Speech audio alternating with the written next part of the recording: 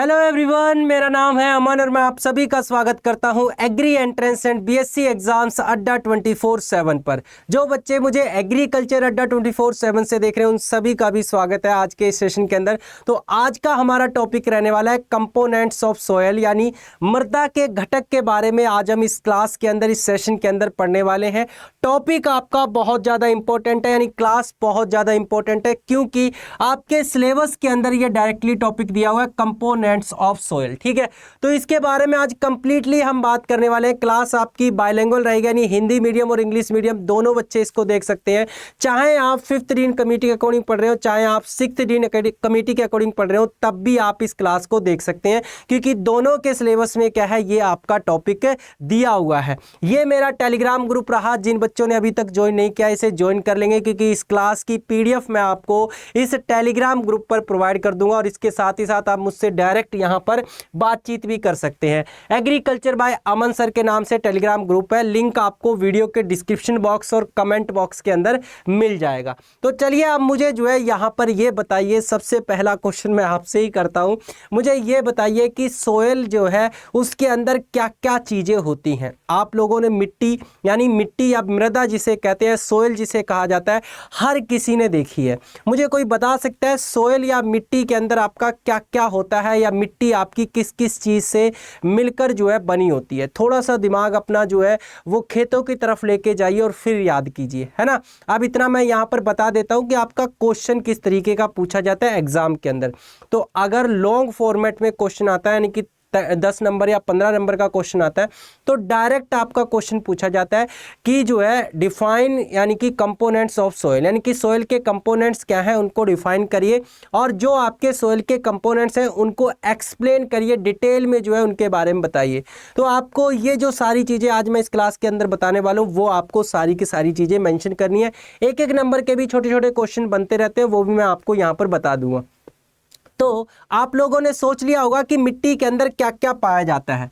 तो मिट्टी की जनरली अगर हम बात करें, यानी सोइल की अगर बात करें, तो इससे पहले हम रॉक्स या चट्टानों के बारे में पढ़ चुके हैं, आप अच्छे से जानते हैं।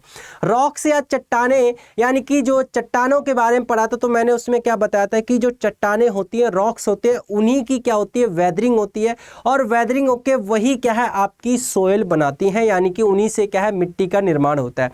चट्टानों के अंदर क्या होते हैं, मिनरल्स होते हैं। यानी सबसे पहला पॉइंट हम यहां पर कह सकते हैं कि मिट्टी के अंदर जनरली क्या है आपके मिनरल्स, यानी मिट्टी आपकी किस किस चीज से मिलकर बनी होती है, तो मिट्टी जो है वो आपकी मिनरल जो है बने होते हैं, यानी कि मिनरल्स क्या है उसके अंदर पाए जाते हैं, यानी खनिज जो है उसके अंदर पाए जाते हैं, इससे मिलकर बनी होती है। कह सकते हैं कि नहीं कह सकते?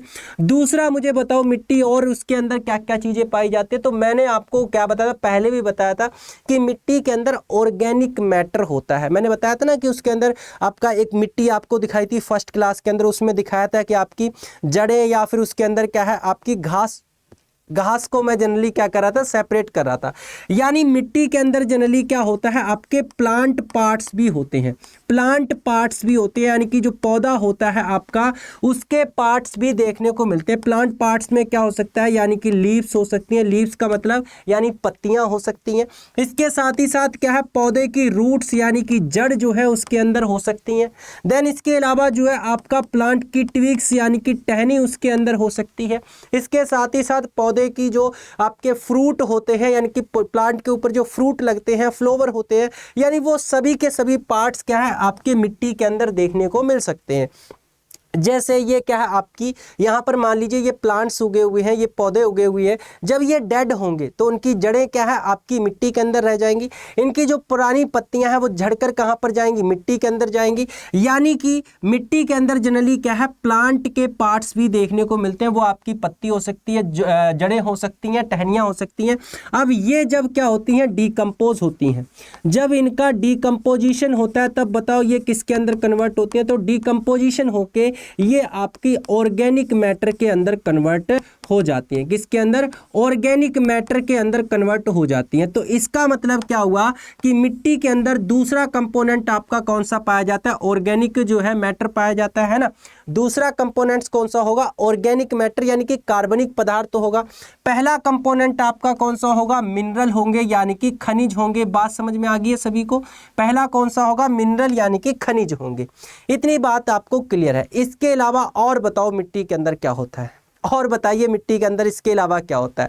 मिट्टी के अंदर पानी होता है, यानी कि तीसरा कंपोनेंट्स हम क्या कहेंगे, मिट्टी के अंदर क्या है आपका वाटर होता है। मिट्टी के अंदर पानी आपने देखा है ना, मिट्टी के अंदर क्या है, पानी भी जनरली होता है। इसके साथ ही साथ और बताओ मिट्टी के अंदर क्या होता है, तो और क्या होता है, चौथी चीज जो है वो मिट्टी के अंदर जो है एयर होती है, यानी कि जिसे हम क्या कहते हैं, हवा कहते हैं, यानी कि जिसे जनरली क्या है आपका हवा बोला जाता है। तो ये चार चीजें जो है मिट्टी के अंदर जो है आपकी देखने को मिलती हैं, इसे हम क्या कह देंगे, पानी कह देंगे। बात क्लियर हुई। यानी मिट्टी के अंदर आपका, आप बताइए मिट्टी के अंदर क्या क्या होगा, मिनरल्स होते हैं यानी खनिज होते हैं, जो चट्टाने हैं, जो रॉक्स होती हैं उनकी वेदरिंग होती है और उनसे ही जनरली क्या फिर आपके मिनरल्स बनते हैं, तो मिनरल्स पाए जाते हैं। प्लांट पार्ट्स जैसे कि आपकी लीव्स यानी पत्ती होंगी उसके अंदर, रूट्स यानी जड़ें होंगी उसके अंदर ट्विग्स यानी कि उसके अंदर टहनियां होंगी जो डिकम्पोज होकर आपकी क्या बनाएंगी, ऑर्गेनिक मैटर बनाएंगी। इसके साथ ही साथ एक चीज और हमने मिस कर दी, वो क्या है भाई, मिट्टी के अंदर लिविंग ऑर्गेनिज्म भी तो होते हैं, यानी कि माइक्रोब्स भी तो मिट्टी के अंदर पाए जाते हैं। मिट्टी के अंदर आपके बैक्टीरिया यानी जीवाणु, फंजाई यानी कि कवक, अलगी यानी कि शैवाल, एक्टिनोमाइसिट्स यानी कि एक तरीके का बैक्टीरिया ही होता है, निमेटोड्स, अर्थवॉर्म्स और आपके बहुत सारे एनिमल्स, वो भी तो क्या है मिट्टी के ऊपर ही रहते हैं, मिट्टी के अंदर रहते हैं। तो हमने यहाँ पर क्या है एनिमल्स यानी कि प्लांट पार्ट्स के साथ ही साथ हमें यहाँ पर इंक्लूड और कर लेना है एनिमल्स को। तो एनिमल्स का भी जनरली क्या है डिकम्पोजिशन होगा, डिकम्पोजिशन होकर वो क्या बनाएंगे, ऑर्गेनिक मैटर ही बनाएंगे, ऑर्गेनिक मैटर ही बनाएंगे। इतनी बात सभी बच्चों को समझ आ जानी चाहिए। ये मैं साइड में हो चुका हूँ, सभी बच्चे नोट कर लेंगे, इसको लिख लेंगे। जनरली मिट्टी के अंदर क्या है, ये चार चीजें पाई जाती हैं। अब आगे जो हम बात करने वाले हैं ना, वो इन चार चीजों के बारे में ही बात करने वाले हैं, यानी कि जो हमारा टॉपिक है कंपोनेंट्स ऑफ सोयल, मिट्टी के घटक। तो मिट्टी अब आपको पता चल चुकी है किन चार चीजों से मिलकर बनी होती है, तो मैं रिपीट कर देता हूँ। पहला आपका खनिज यानी कि जो है वो मिनरल से मिलकर बनी होती है। दूसरा है आपका ऑर्गेनिक मैटर यानी कि कार्बनिक पदार्थ से मिलकर बनी होती है। तीसरा है वाटर यानी कि पानी से मिलकर बनी होती है। चौथा है आपका हवा यानी कि उसके अंदर हवा भी होती है, ये अच्छे से आप जानते हैं। अब बात ये आ जाती है कि ये कितने कितने परसेंट होती है ना, ये बात तो पता चल चुकी है कि आपको ये चार चीजें क्या है मिट्टी के अंदर पाई जाती हैं, लेकिन कितने कितने परसेंट होती हैं वो चलिए अब जान लेते हैं। देखिए जो मैंने चार चीजें बताई थी वो ही चार चीजें क्या की गई हैं, आपकी डिवाइड कर दी गई हैं। ये जो आपका देखने में यानी कि जो दिखाई दे रहा है, इसे हम क्या कहते हैं, पाई चार्ट कहते हैं। इसे क्या कहा जाता है, आपका पाई चार्ट कहा जाता है। तो जो चार चीजें मैंने बताई थी वो यहाँ पर आप देख सकते हैं, यानी कि मिट्टी के, अगर मैं इंडियन सॉइल की, यहाँ पर देखिए मैं बात कर रहा हूँ इंडियन सॉइल की, इतनी बात याद रखना, ठीक है। यानी भारतीय मिट्टियों की बात कर रहा हूँ मैं, इंडियन सॉइल की यहाँ पर बात कर रहा हूँ, वर्ल्ड लेवल पर बात नहीं कर रहा हूँ, ठीक है। भारतीय मृदाओं की बात कर रहा हूँ, इंडियन सॉइल की बात कर रहा हूँ, वर्ल्ड लेवल पर बात नहीं कर रहा हूँ। तो इंडियन सॉइल की अगर मैं बात करूं तो जो सबसे पहला मैंने कंपोनेंट बताया आपको मिनरल्स यानी कि खनिज के बारे में बताया, तो 45% क्या है आपके मिनरल्स पाए जाते हैं, या फिर हम इसे क्या कहते हैं, खनिज कहते हैं। हिंदी वाले भाई लिख लेंगे, ठीक है। इसी तरीके से आपको पाई चार्ट, इसे क्या कहते हैं, पाई चार्ट कहते हैं। आपने 11वीं 12वीं के अंदर पढ़ा होगा, इतना जानते होंगे आप लोग। तो इसी को हम क्या कहते हैं, आपका पाई चार्ट कहते हैं, जिसमें आपका 45% जो होता है वो खनिज होते हैं। 45% क्या खनिज होते हैं, मिनरल्स होते हैं। बना लेंगे आप अपनी कॉपी पर, जब आपका क्वेश्चन आएगा ना कंपोनेंट्स ऑफ सॉइल या मृदा के घटक, तो सबसे पहले आपको ये पाई चार्ट जो है डायग्राम के रूप में बनाकर दिखाना है उसके अंदर। उसके बाद आपको बताना है कि इसमें चार घटक होते हैं, वो चार घटक ये है और इतने इतने परसेंट होते हैं, ठीक है। आपके मिनरल्स कितना है, 45% है। ऑर्गेनिक मैटर आप देख रहे हैं ये कितना है, आपका 5% है। OM का मतलब यहाँ पर क्या है, ऑर्गेनिक मैटर है। आई होप ये बात आप सभी को पता होगी, ठीक है। ऑर्गेनिक मैटर जो है आपका वो कितना है, आपका 5% है। दूसरा आ जाता है यहाँ पर 25% आपका पानी है, 25% क्या है, आपकी एयर है। यानी कि वाटर आपका कितना है, पानी आपका कितना है, यहाँ पर 25% जो है वो पानी हो जाता है, और इसके साथ ही साथ 25% क्या है, आपकी हवा हो जाती है।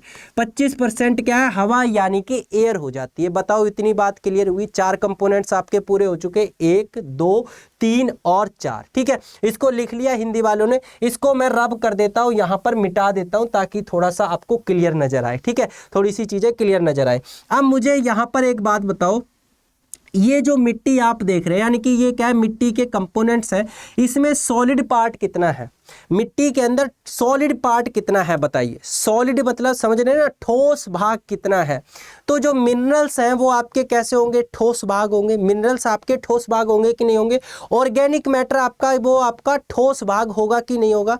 यानी कि अगर मैं ओवरऑल पूरे सॉइल की बात करूं, पूरे सॉइल यानी ये चारों कंपोनेंट्स की बात करूं, तो इसमें आपका 50% जनरली क्या आ जाएगा, सॉलिड आ जाएगा। लिख लीजिए इसे, 50% क्या है, इसके अंदर सॉलिड होगा, यानी कि 50% क्या है, आपका ठोस भाग होगा।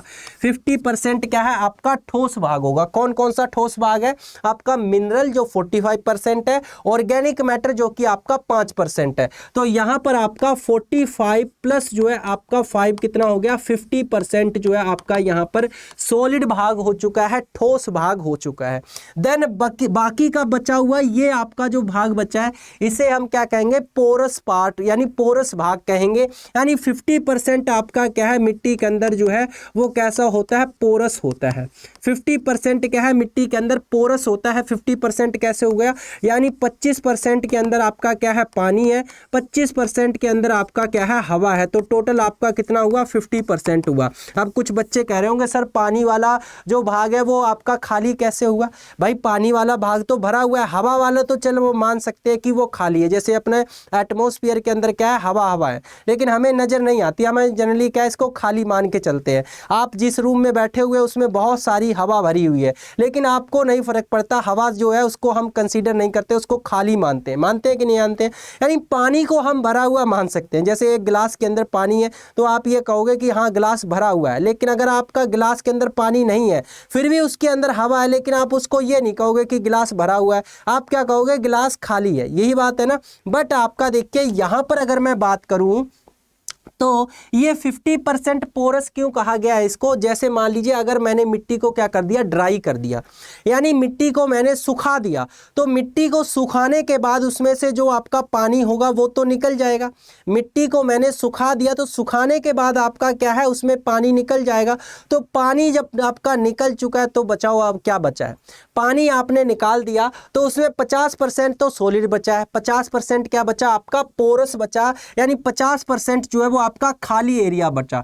पानी ने तो उसमें 25% एरिया जो है कवर किया हुआ है, पानी ने क्या किया, 25% एरिया कवर किया हुआ है। एक्चुअल में आपका 50% एरिया क्या है, पोरस है, खाली है। तो इतनी बात आपको समझ आ चुकी होगी कि जो सोइल के 4 इंपॉर्टेंट कंपोनेंट्स होते हैं वो है आपके मिनरल, ऑर्गेनिक मैटर, वाटर और एयर। ठीक है, मिनरल और ऑर्गेनिक मैटर जो है वो सोइल के सॉलिड कंपोनेंट्स होते हैं, यानी कि ठोस भाग होते हैं जो कि 50% होते हैं। एयर और वाटर यानी कि हवा और पानी ये आपके मिट्टी के खाली यानी कि पोरस वाले भाग होते हैं जो कि आपके 50% होते हैं।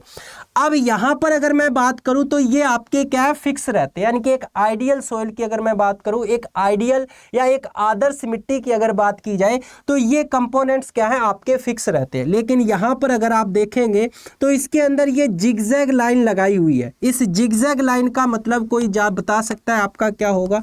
इस जिगजैग लाइन का मतलब यहां पर यह है कि एयर और पानी यानी कि एयर और वाटर का जो परसेंटेज है वो चेंज होता रहता है। एयर और वाटर का परसेंटेज क्या है, चेंज होता रहता है। इसका मतलब ये है, जैसे एग्जांपल की मैं बात देता हूं। फॉर एग्जांपल एक ऐसा खेत है जहां पर पानी पूरी तरीके से भरा हुआ है। लाइक अभी अभी क्या हुई है, बारिश हुई है, ऐसा मान लेते हैं हम, ठीक है।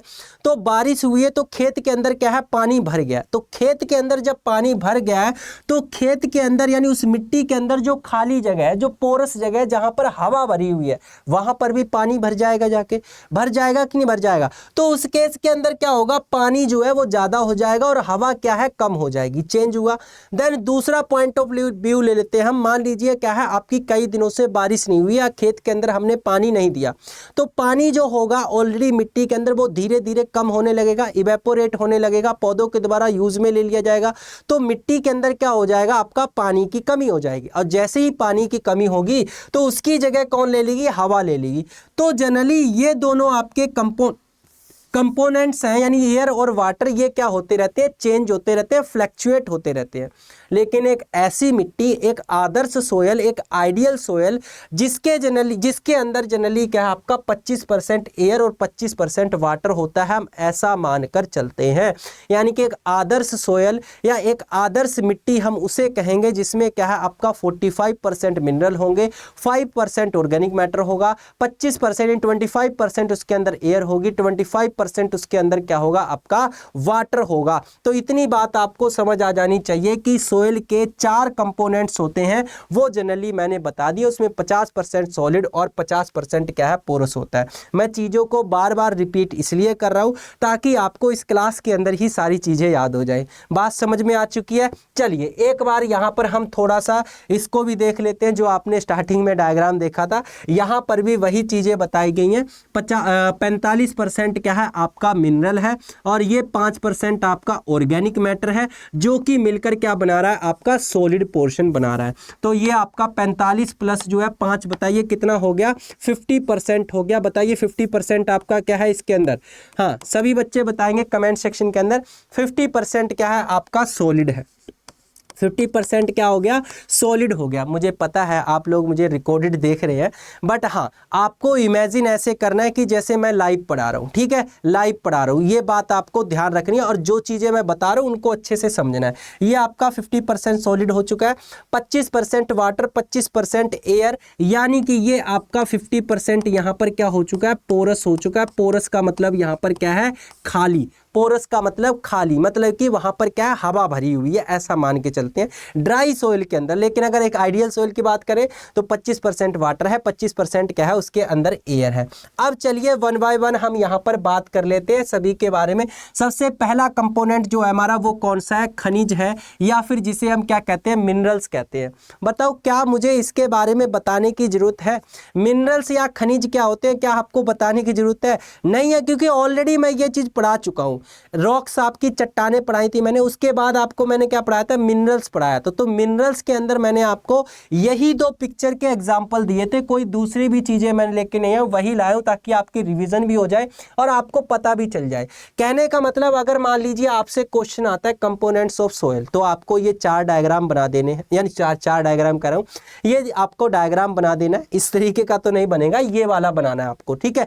ये बनाने के बाद आप नीचे क्या लिखेंगे कि मिट्टी के 4 कंपोनेंट्स होते हैं, जिसके अंदर आपका मिनरल्स और आपका ऑर्गेनिक मैटर, वाटर और हवा आती है। तो मिनरल्स जो है वो आपका 45% होता है, ऑर्गेनिक मैटर जो है 5% होता है, हवा जो है वो आपकी 25% होती है, पानी जो है आपका वो 25% होता है।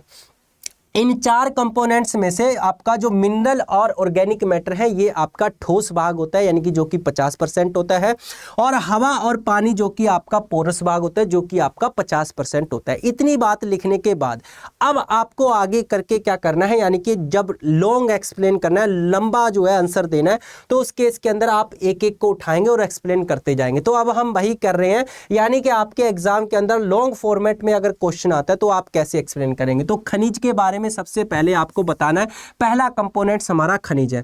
तो खनिज के बारे में थोड़ा सा समझा देता हूं, लिखा हुआ मैं आगे आपको प्रोवाइड कर ही दूंगा, उसकी टेंशन मत लीजिए, ठीक है। तो मैंने आपको क्या बताया था, जिप्सम का फॉर्मूला बताओ सभी बच्चे, क्या है, कैल्शियम सल्फेट डॉट 2H2O है, और यहां पर ये मैंने क्या बताया था, कैल्शियम कार्बोनेट बताया था। बताओ सभी को याद है ना। तो मैंने इस चीज के अंदर क्या बताया था कि अगर जिप्सम के फॉर्मूले को देखते हैं ना, तो हमेशा उसका फॉर्मूला आपको यही नजर आएगा, यानी उसके अंदर एक कैल्शियम कैल्शियम नजर आएगा, एक सल्फेट नजर आएगा और दो क्या है आपको वाटर के मॉलिक्यूल नजर आएंगे, वो कभी चेंज नहीं होंगे। जैसे आप पानी का फॉर्मूला क्या पढ़ते आ रहे हैं, H2O पढ़ते आ रहे हैं हमेशा से, ऐसा तो नहीं पढ़ा ना, O2H तो नहीं पढ़ा ना, ये वाला तो आपका गलत है। हमेशा वाटर का फॉर्मूला आपने यही पढ़ा है H2O। कहने का मतलब आपका हाइड्रोजन और ऑक्सीजन, यानी वाटर के अगर स्ट्रक्चर को देखते हैं केमिकली तो उसके अंदर 2 हाइड्रोजन होंगे, 1 ऑक्सीजन होगा और ये आपका हमेशा ही रहेगा, कभी चेंज नहीं होगा। सेम उसी तरीके से मिनरल के अंदर भी क्या होता है, जैसे फॉर एग्जांपल जिप्सम की बात करूं, ये एक मिनरल है तो इसके अंदर जो आपके एलिमेंट हैं इनका हमेशा कंपोजिशन यही रहेगा, एक फिक्स्ड रेशियो में क्या रहेंगे, ये आपके जुड़े रहेंगे, एक फिक्स्ड रेशियो के अंदर क्या है, ये आपके अटैच रहेंगे, जुड़े रहेंगे, ये क्या है कभी आपका चेंज नहीं होगा, चाहे जो मर्जी हो जाए। तो वो क्या कहलाता है आपका, जनरली मिनरल्स कहलाते हैं, खनिज कहलाते हैं। इसी तरीके से कैल्साइट के अंदर एक कैल्शियम होगा, एक कार्बोनेट आयन होगा और ये हमेशा इसी रेशियो में क्या है आपके जुड़े हुए रहेंगे, कभी भी चेंज नहीं होंगे। तो मिनरल्स जनरली क्या है आपके फिक्स्ड रेशियो में क्या है आपकी, यानी कि इनकी केमिकल कंपोजिशन जो है वो फिक्स होती है, वो कभी चेंज नहीं होती है। और मैंने यही चीज बताई थी कि मिनरल्स जनरली क्या होते हैं आपके इनऑर्गेनिक नेचर के होंगे। कैसे होंगे, इनऑर्गेनिक नेचर के होंगे, ये बात तो आपको सभी को पता ही है। इनऑर्गेनिक नेचर के होंगे, इनऑर्गेनिक का मतलब अकार्बनिक नेचर के होंगे, उनके अंदर कार्बन तो है नहीं, तो ये इनऑर्गेनिक नेचर के होंगे। दूसरा जनरली मैंने क्या बताया था कि जनरली इनकी फिक्स्ड केमिकल कंपोजिशन होगी। क्या होगी, फिक्स्ड केमिकल कंपोजिशन क्या है मिनरल्स की आपकी होती है। मैं सभी स्टूडेंट्स से रिक्वेस्ट करना चाहूँगा, अगर आपने प्रीवियस क्लासेस नहीं देखी हैं तो उन क्लासेस को जरूर देखिएगा। जो बच्चे मुझे एग्रीकल्चर अड्डा 24/7 से देख रहे हैं उन बच्चों से रिक्वेस्ट है, देखिए वीडियो के नीचे यानी जो टाइटल है उसके नीचे @एग्री एंट्रेंस दिख रहा होगा आपको, है ना, तो उस पर जैसे ही आप क्लिक करेंगे आप तुरंत एग्री एंट्रेंस चैनल पर पहुंच जाएंगे। तो वहां पर आपको बाकी की जो पहले क्लासेस हो चुकी हैं वो आपको मिल जाएंगी, तो वहां से आप वो सारी की सारी क्लासें देख सकते हैं। क्योंकि बेसिक आपका जो है मैं क्लासों को इसी फॉर्मेट में चला रहा हूँ, इसी वे में चला रहा हूँ कि आपकी सारी चीज़ें एक दूसरे से रिलेटेड है, रेलिवेंट है और सारी चीजें आपको क्लियर होती रहे। बात समझ में आई। तो जो यानी कि मिनरल्स हैं वो क्या है फिक्स्ड केमिकल रेशियो में क्या है आपके वो देखने को मिलते हैं। देन इसके साथ ही साथ ये जनरली क्या है आपके, अगर मैं कहूँ मिनरल्स आपके पाए कहाँ जाते हैं, रॉक्स के अंदर पाए जाते हैं, चट्टानों के अंदर पाए जाते हैं, वहीं तो मिलते हैं ना। यानी कि हम ऐसा भी कह सकते हैं कि मिनरल्स आपके बेसिकली कहाँ पर प्रेजेंट होते हैं, रॉक्स या चट्टानों के अंदर प्रेजेंट होते हैं। तो हम रॉक्स को क्या कह सकते हैं, यानी रॉक्स जनरली क्या है आपकी मिक्सचर ऑफ मिनरल्स होती हैं।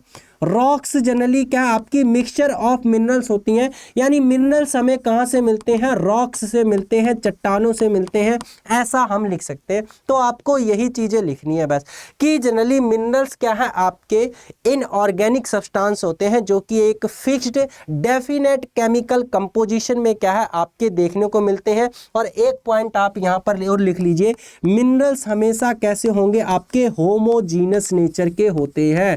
होमोजीनस नेचर का मतलब ये है कि अगर ये आपका जिप्सम है तो जिप्सम ही होगा, इसके अंदर कोई और मिलावट नहीं होगा, करप्शन यहां पर नहीं होगा, ठीक है। तो ये क्या है होमोजीनस नेचर के होते हैं। तो ये रही आपकी प्रॉपर डेफिनेशन जो आपको मिनरल्स के बारे में एग्जाम के अंदर लिख देनी है। पहला कंपोनेंट्स कौन सा है, मिनरल या खनिज है, तो naturally occurring solid with definite chemical composition and crystal structure, यानी कि इनका क्या है क्रिस्टल, क्रिस्टल का मतलब आपका कह लीजिए जो है दानेदार, लाइक हम कह सकते हैं। जैसे आप लोगों को पहले भी मैंने एग्जांपल दिया होगा, आप लोगों ने देखा होगा कि रोड पर कई बार क्या है कार या फिर आपके ट्रक वगैरह चलते हैं, उनका आपस में अगर बाई चांस एक्सीडेंट हो जाता है, कई बार तो आपने देखा होगा सड़क के ऊपर जो कांच है ना वो इस तरीके से टूटा हुआ पड़ा होता है जैसे आपके किसी ने हीरे गिर दिए हो, है ना, तो वो आपका क्रिस्टल नेचर कहलाता है। जैसा कि आप यहाँ देख सकते हैं ये अलग अलग मिनरल्स हैं जो आपको कांच की तरह दिखाई दे रहे हैं, क्रिस्टल की तरह क्या है इनका स्ट्रक्चर आपको नजर आ रहा होगा। तो ये आपको क्या है मिनरल के अंदर लिखना है। Rocks are mixture of one और मोर मिनरल्स, यानी कि मिनरल सोर्स कहां से आती है, तो रॉक से आपके मिलते हैं।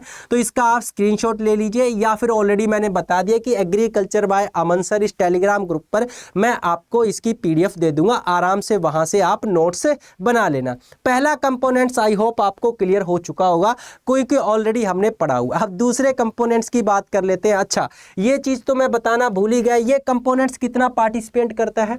आपका सोइल कंपोनेंट्स के अंदर ये वाला जो मिनरल कंपोनेंट्स है कितना पार्टिसिपेशन रहता है ये आपको बताना है यहाँ पर। यानी जो मिनरल या खनिज है इसका सोइल कंपोनेंट्स के अंदर यानी मृदा घटक के अंदर इसका कितना कंट्रीब्यूशन रहता है, 45% कंट्रीब्यूशन रहता है। कितना, 45% कंट्रीब्यूशन रहता है। याद हो चुकी होगी अभी तक सारी चीजें, है ना। तो याद रखिएगा 45% क्या है इसका कंट्रीब्यूशन रहता है। ये लाइन आपको पक्का लिखनी है, 100% लिखनी है, गलत नहीं होनी चाहिए वे, ठीक है। आगे चलिए नेक्स्ट हम बात कर लेते हैं। यहां पर अगला कंपोनेंट है ऑर्गेनिक मैटर या फिर आपका कह लीजिए यहां पर कार्बनिक पदार्थ। अब ऑर्गेनिक मैटर के बारे में बताइए, ऑलरेडी मैंने आपको बता दिया है। वैसे तो ऑर्गेनिक मैटर आपका बनता कैसे है, ऑर्गेनिक मैटर कैसे बनता है आपका, जो पेड़ पौधे होते हैं या फिर जो जानवर होते हैं वो मर जाते हैं, डेड हो जाते हैं, उन्हीं का क्या है डीकम्पोजिशन होता है। किसके द्वारा, माइक्रो ऑर्गेनिज्म के द्वारा। और वही क्या है आपके जो है क्या बनाते हैं, वही चल के आगे ऑर्गेनिक मैटर बनाते हैं। ये बात मैंने ऑलरेडी बता दी है। अब पहला पॉइंट तो ये आ जाता है कि ऑर्गेनिक मैटर का कंट्रीब्यूशन कितना है।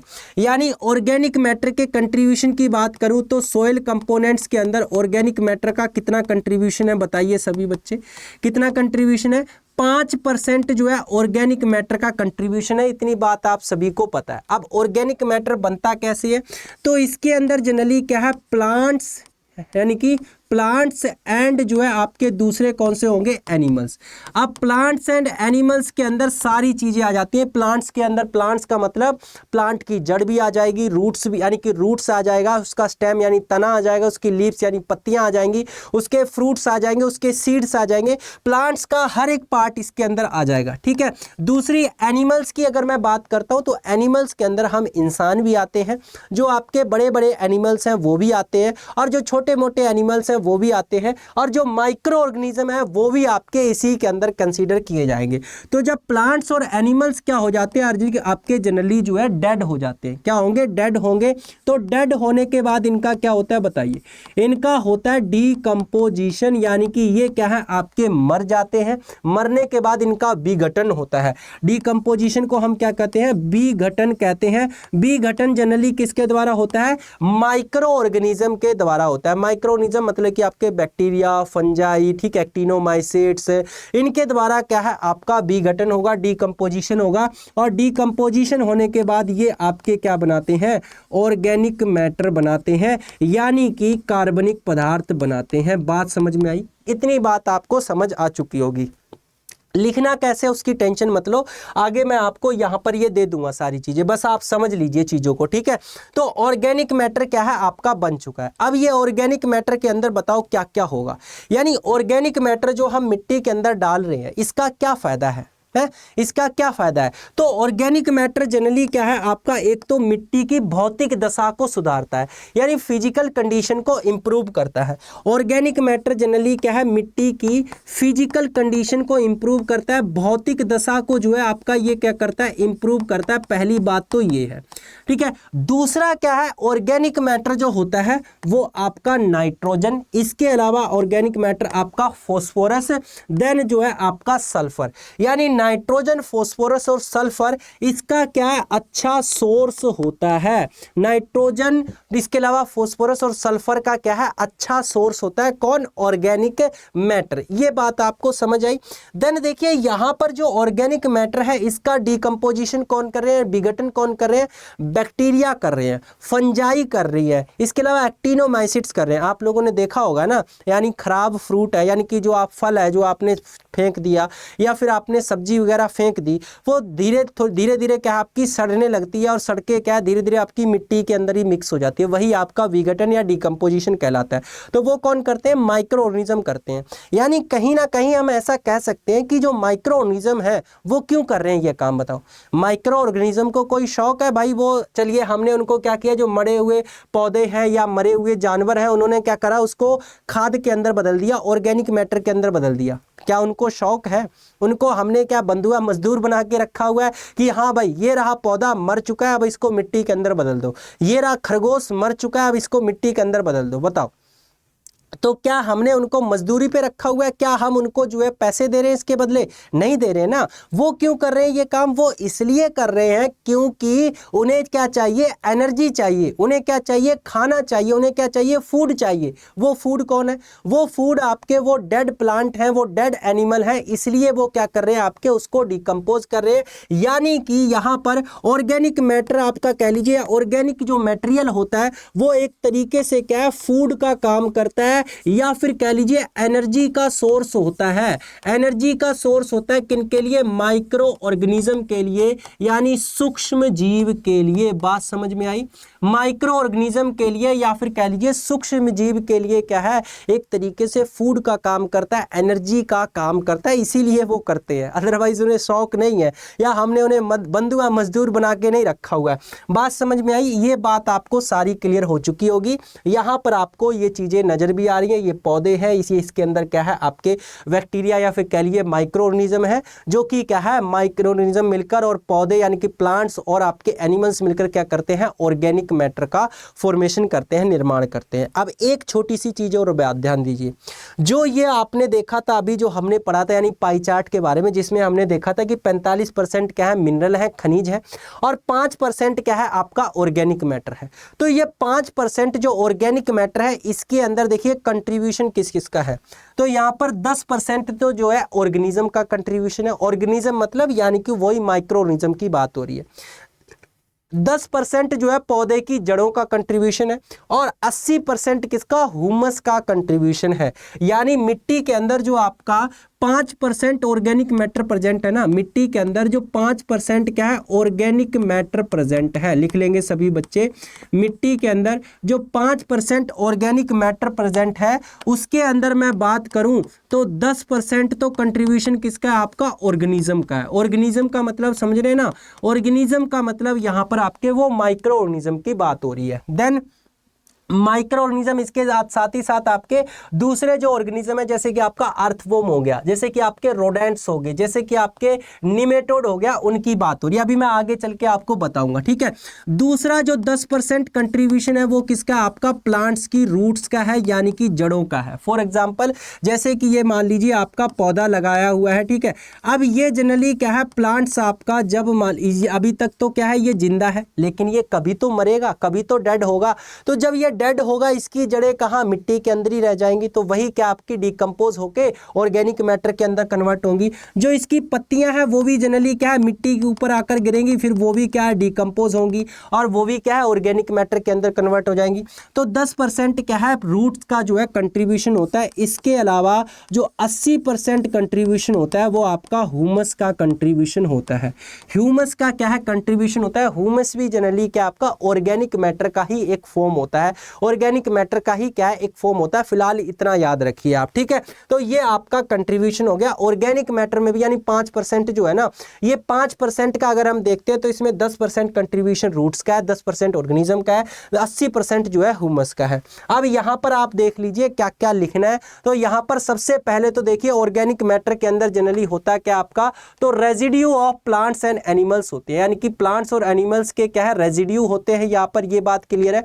दूसरा, ये जनरली क्या आपका ऑर्गेनिक मैटर जो है फूड का या फिर एनर्जी का सोर्स होता है, ये ऑलरेडी मैंने बता दी।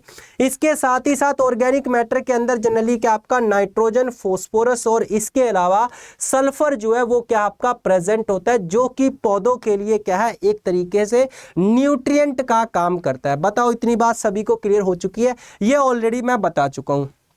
अब मेरी बात ध्यान से सुनिए। मिट्टी के अंदर एक तो आपके ऑर्गेनिक मैटर की यानी कि बात करूं तो उसमें एक तो आपका वो है जो डेड हो चुका है, एक वो है जो लिविंग है। लिविंग के अंदर कौन है? माइक्रो ऑर्गेनिज्म है। इसके अलावा और भी आपके अर्थवॉर्म यानी केचुआ मिट्टी के अंदर होता है, वो भी आपका लिविंग है। चूहे वो भी आपके मिट्टी के अंदर रहते हैं। बाकी निमेटोड वगैरह वो भी आपके मिट्टी के अंदर रहते हैं। तो उन्हें जनरली क्या है? फिर से दो कैटेगरी के अंदर डिवाइड किया, यानी कि जो लिविंग होते हैं ना, उन्हें फिर से दो कैटेगरी के अंदर डिवाइड किया गया। लिविंग ऑर्गेनिज्म इन सॉइल, यानी मृदा में पाए जाने वाले जीव। मृदा के अंदर जो जीव पाए जाते हैं उन्हें फिर से दो कैटेगरी के अंदर डिवाइड किया गया है, सोइल फ्लोरा यानी कि जिसे मृदा वनस्पति या सूक्ष्म वनस्पति कहते हैं, दूसरा आपका सोइल फोना जिसे आपका मृदा जीव जंतु कहा जाता है। हालांकि ये चीज मैं आपको काफी ज्यादा डिटेल में पढ़ा रहा हूँ, वो इसलिए मैं आपको पढ़ा रहा हूँ, हालांकि आपके कॉलेज के अंदर इतनी डिटेल में नहीं पढ़ाया होगा, है ना। ये मैं इसलिए पढ़ा रहा हूँ क्योंकि कुछ बच्चों का कहना रहता है कि सर हमारे पास लिखने के लिए कंटेंट नहीं है, आप बहुत कम जो है देते हैं कंटेंट ऐसा वैसा। भाई तो ऐसी शिकायत जो है ना, जिन बच्चों की ये शिकायत, हालांकि मैं ऐसा करता नहीं हूँ, आपको उतनी चीजें प्रोवाइड कर रहा हूँ जितनी आपको चाहिए, यानी कि आपको यहाँ पर समझा भी रहा हूँ, प्लस जो है आपको एग्जाम में लिखना क्या है उसके लिए मैं कंटेंट भी दे रहा हूँ। मैं चाहता तो मैं क्या करता, सिर्फ और सिर्फ आपको समझा के, ये मैंने अभी समझाया और समझा के क्या करता, मैं निकल लेता। मैं ये वाला जो चीज़ मैंने आपको दी है इसकी देने की क्या जरूरत थी मुझे, बताओ। ये आपको मेरे को कॉन्सेप्ट क्लियर करना था, मैं आपका कॉन्सेप्ट क्लियर करके निकल लेता। ये चीज़ मैंने आपको इसलिए दी है ताकि आप एग्जाम के अंदर लिख सको चीज़ों के लिए, है ना, चीज़ों को लिख सको, तो उसके लिए ये चीज़ प्रोवाइड की है। तो अगर आपके पास मान लीजिए टाइम है और डिटेल्ड में आपको लिखना है तो ये चीज़ें भी आप लिख सकते हैं सोइल फ्लोरा के अंदर, जिसमें आपके बैक्टीरिया, फंजाई, एक्टिनोमाइसिट और अलगी आ जाते हैं। देन आपका सोइल फोना के अंदर जिसमें आपके जो है एनिमल्स लाइक जैसे प्रोटोजोआ हो गया, निमेटोड हो गया, अर्थवॉर्म्स हो गया, एंट्स होंगी यानी चींटियां वगैरह होंगी, ये इसके अंदर आ जाती हैं। ये आपका अभी तो सेमेस्टर एग्जाम के अंदर काम आएगा ही आएगा, लेकिन जब आगे चल के आप क्या करेंगे, कॉम्पिटिटिव एग्जाम देंगे या एंट्रेंस एग्जाम देंगे, तब भी आपके ये काम आएगा। तो प्रॉपर नोट्स बनाना मेरी आपसे यही गुजारिश है, ठीक है।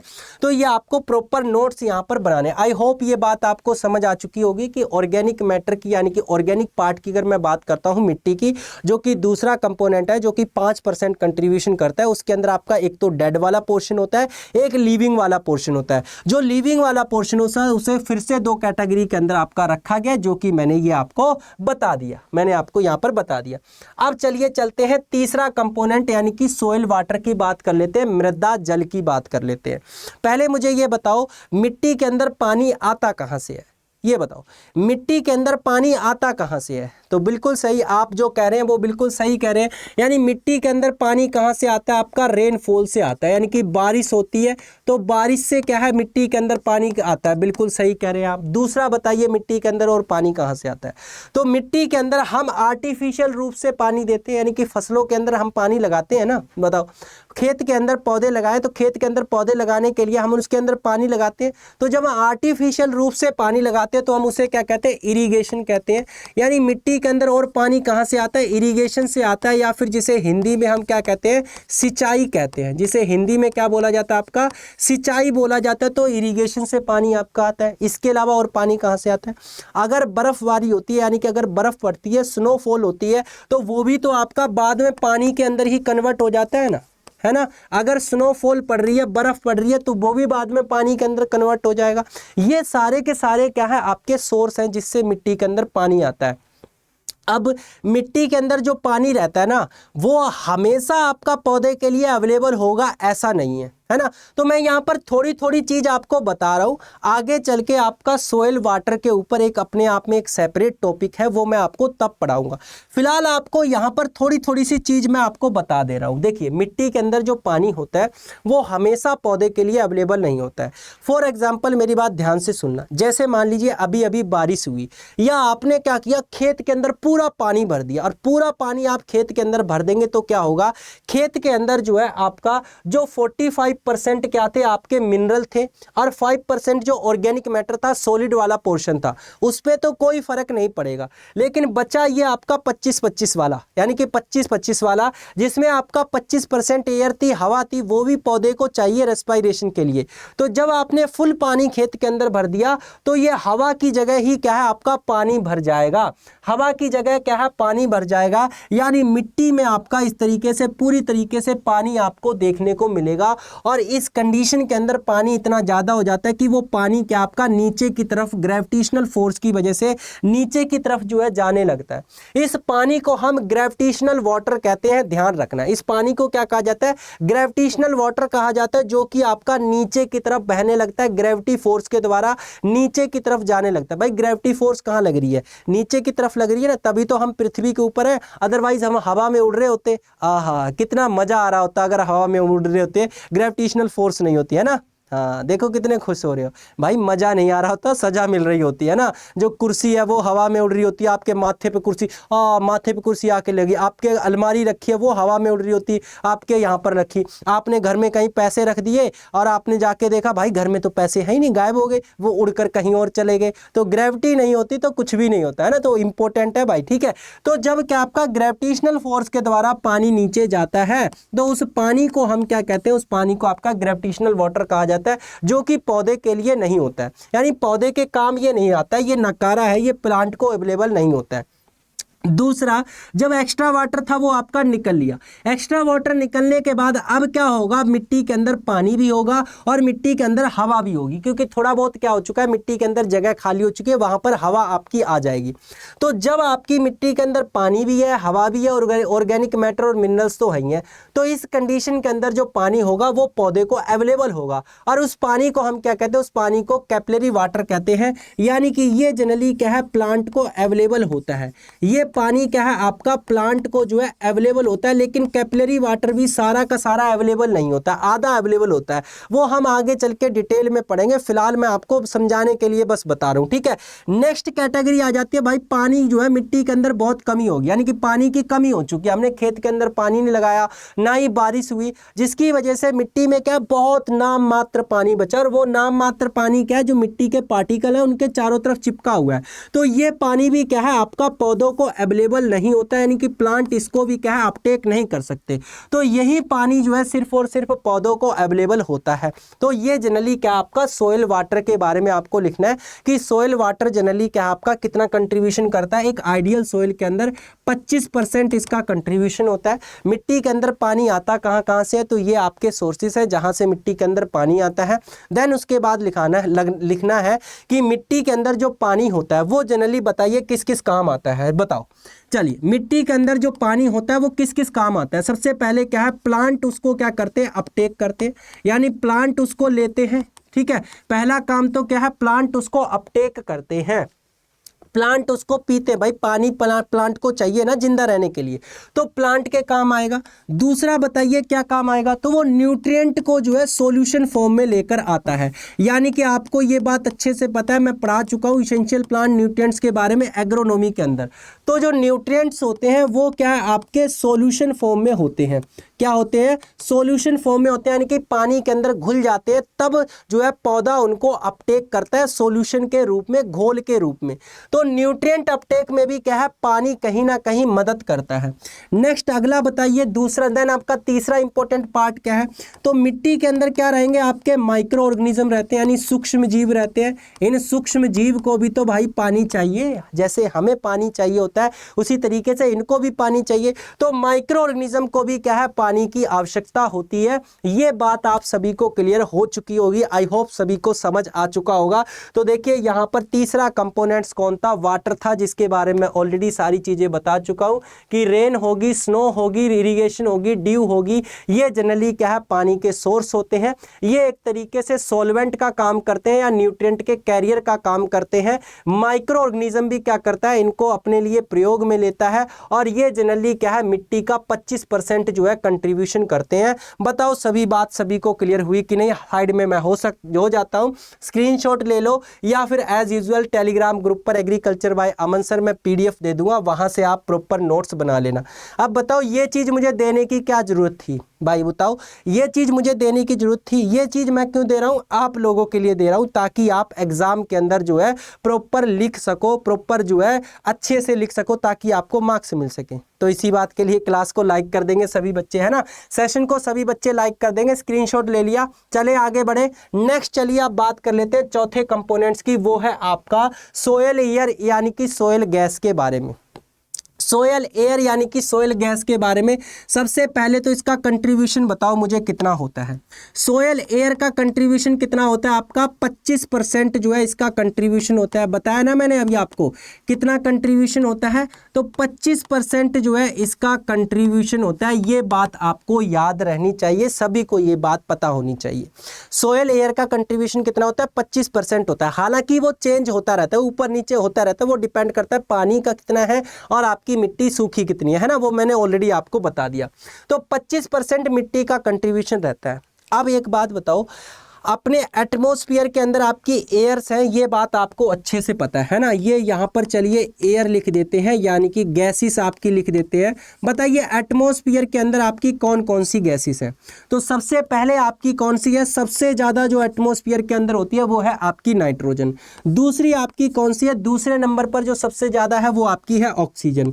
तीसरे नंबर पर आपकी कौन सी है, वो है आपकी कार्बन डाइऑक्साइड। हालांकि आर्गन होती है तीसरे नंबर पर, कार्बन डाइऑक्साइड चौथे नंबर पर आती है, लेकिन आर्गन की हम बात नहीं कर रहे। हम यहाँ पर इन तीन मेन गैसेस की बात करेंगे, तीन मेन गैसेस की यहाँ पर बात करेंगे। तो इनका जो है कितने कितने परसेंट जो है आपका पाया जाता है वो बताइए, यानी एटमॉस्फेयर के अंदर आपकी ये कितने परसेंट प्रेजेंट होती है, कोई बता सकता है। एटमॉस्फेयर के अंदर नाइट्रोजन कितनी होती है, ऑक्सीजन कितनी होती है, कार्बन डाइऑक्साइड कितनी होती है, बताओ भाई। तो एटमॉस्फेयर के अंदर नाइट्रोजन जो है अब आपकी 78.08% होती है। एग्जैक्ट आप लिख लेंगे, है ना, 78.08% होती है एटमॉस्फेयर के अंदर। ऑक्सीजन की अगर मैं बात करूं तो आप लोगों ने पढ़ा होगा कि 21% जो है ऑक्सीजन होती है, लेकिन एग्जैक्ट मैं लिखूंगा तो 20.95% क्या आपकी ऑक्सीजन होती है एटमॉस्फेयर के अंदर। कार्बन डाइऑक्साइड की अगर मैं बात करता हूं तो 0.03% क्या है आपकी कार्बन डाइऑक्साइड होती है एटमॉस्फेयर के अंदर। इतनी बात आप सभी को समझ आ गई, आप लोगों ने लिख लिया, ये बात लिख ली। लेकिन अभी मैंने क्या बताया, मिट्टी के अंदर भी गैसेस होती हैं, मिट्टी के अंदर भी हवा आपकी होती है, पोरस जगह होती है, तो मिट्टी के अंदर भी क्या है आपकी हवा होती है। अब मुझे ये बात बताओ, सोयल के अंदर जो है आपका कितनी कितनी कौन सी परसेंट, यानी कि कितनी गैस जो है परसेंट में पाई जाती है। जैसे अगर मैं बात करूं, नाइट्रोजन कितनी परसेंट होती है, कार्बन डाइऑक्साइड कितने परसेंट होती है, ऑक्सीजन जो है आपकी कितनी परसेंट होती है, किसके अंदर, मिट्टी के अंदर, बताओ। तो सबसे पहले मैं आपकी बात करता हूं यहां पर नाइट्रोजन की। तो नाइट्रोजन की अगर मैं बात करूं, आपके एटमॉस्फेयर के अंदर 78.08% है, लेकिन आपकी मिट्टी के अंदर कितनी होती है, 78.6% जो है वो मिट्टी के अंदर होती है। कितनी, 78.6% होती है, यानी कि आपका देखा जाए तो एटमॉस्फेयर से ज्यादा जनरली क्या है, मिट्टी के अंदर नाइट्रोजन है। इतनी बात समझ में आई।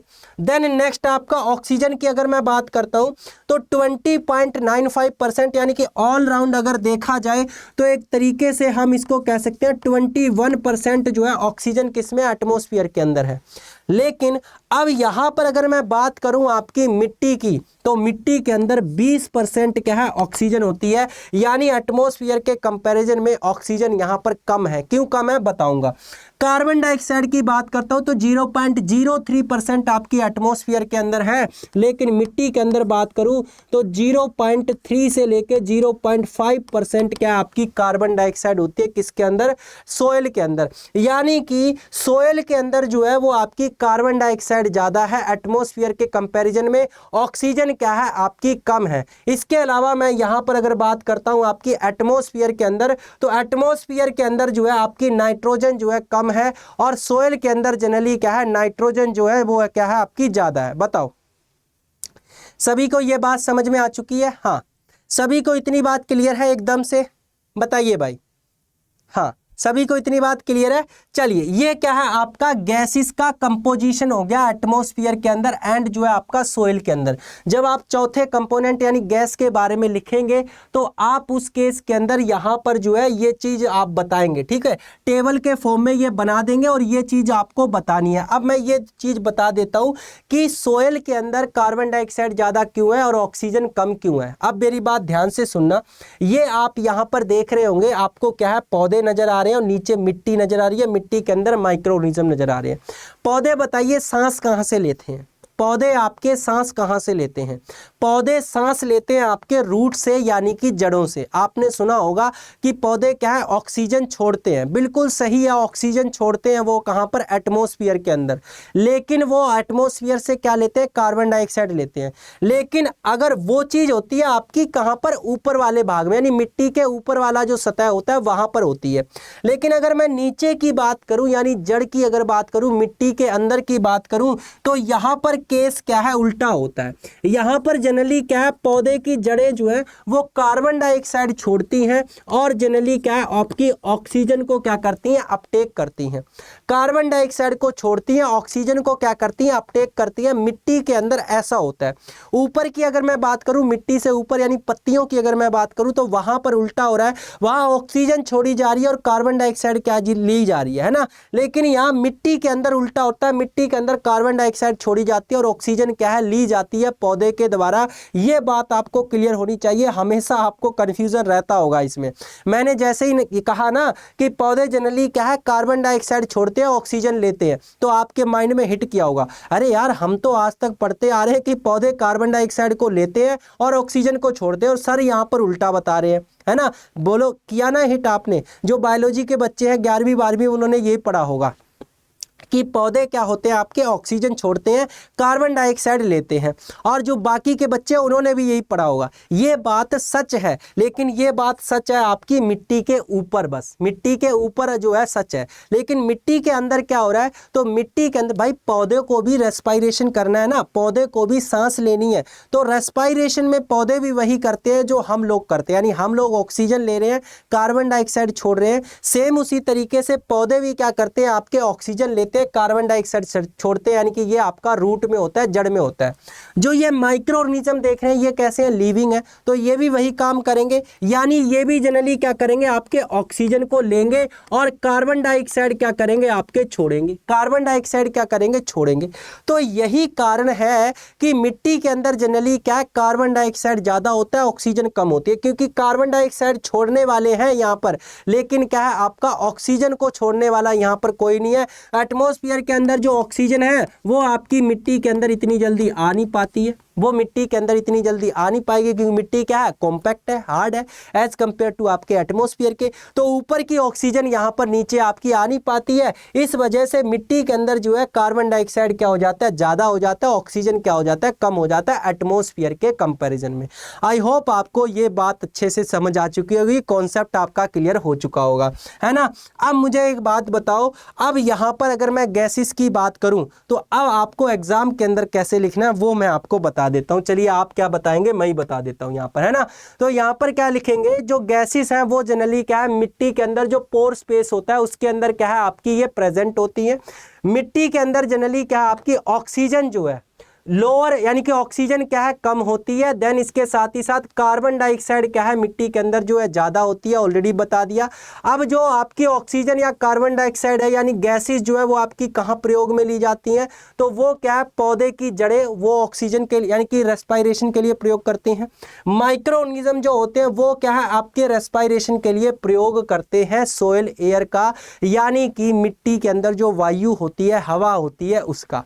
सभी को ये बात क्लियर हो चुकी है। यहीं पर हमारा टॉपिक भी जो है वो आपका कंप्लीट हो चुका है, यानी कंपोनेंट्स ऑफ सोयल, जिसके अंदर क्या है टोटल 4 कंपोनेंट हैं। कौन कौन से बताइए फटाफट। एक है आपका मिनरल जिसे हम खनिज कहते हैं, दूसरा आपका ऑर्गेनिक मैटर जिसे कार्बनिक पदार्थ कहा जाता है। ये दोनों क्या है 50% मिलकर बनाते हैं, जो कि जनरली क्या है टोटल मिट्टी का आपका 50% है, यानी कि टोटल मिट्टी का 50% सॉलिड भाग है। देन दूसरा आ जाता है आपका कौन सा, दूसरा यहाँ पर हो जाता है आपका जो है एयर और वाटर, जो कि आपका 50% है, और वो क्या है आपके पोरस को बनाते हैं, यानी पोरस एरिया को क्या करते हैं, पूरा करते हैं। आई होप सभी को समझ आ गया होगा। अब आप सभी के लिए एक इंपॉर्टेंट इंफॉर्मेशन है, ध्यान से सुनिए। जो बच्चे हमारे साथ बैच के अंदर एनरोल होना चाहते हैं, यानी कि कोर्स परचेज करना चाहते हैं, तो वो हमारे साथ बैच के अंदर एनरोल हो सकते हैं। बैचेज आपके स्टार्ट हो रहे हैं फर्स्ट सेमेस्टर का 22 सितंबर से, थर्ड सेमेस्टर का आपका 23 सितंबर से, और 5th सेमेस्टर का आपका जो है 24 सितंबर से स्टार्ट हो रहा है। ठीक है, ये आपको बैच के अंदर आप एनरोल कैसे हो सकते हैं, तो अड्डा 24/7 की मोबाइल एप्लीकेशन आपको डाउनलोड करनी है, वहां पर आपको रजिस्ट्रेशन करके एग्रीकल्चर के अंदर जाना है और वहां से आप इन बैचेस को परचेज कर सकते हैं।